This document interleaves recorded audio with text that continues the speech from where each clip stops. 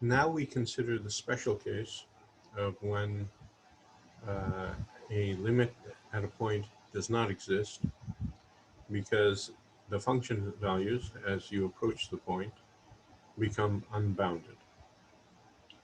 Okay, so here's an example. We have the function y equals 1 over x squared. Let's say it's defined on the interval from -4 to 4 with 0 taken out. Okay, so if I ask you what's the limit of this function at x is equal to 0, what I'm asking you is what value does y equal 1 over x squared get arbitrarily close to as x gets arbitrarily close to x naught is equal to 0? Well, there is no such value. So that limit does not exist. Okay, so again, another example. The limit as x goes to 0 of 1 over x does not exist because the magnitude of f of x, which is 1 over x, grows without bound as x becomes arbitrarily close to 0.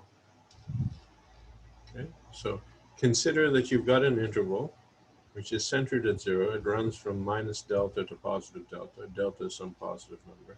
And we take 0 out. The function is not defined there. Okay, and when we say limit as x goes to 0, we never actually get to 0. So take 0 out. Now consider that set. And we will take, on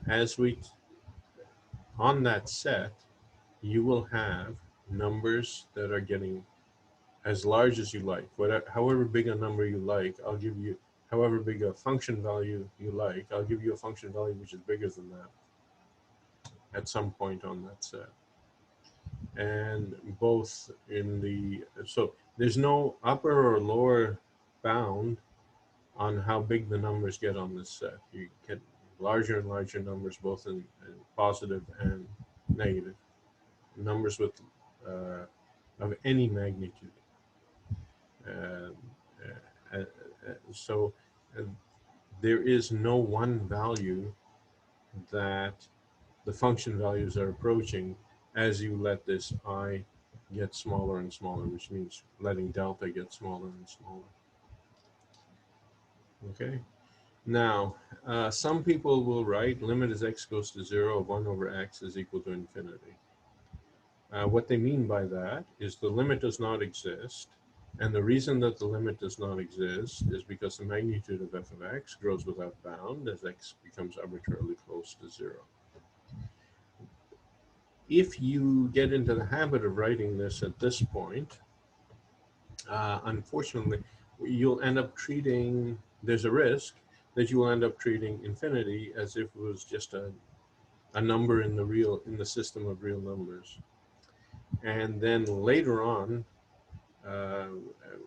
we will have problems with this because we're going to need we're going to be dealing with the infinity symbol in a different way later on in the course. So I would suggest that you do not use this notation.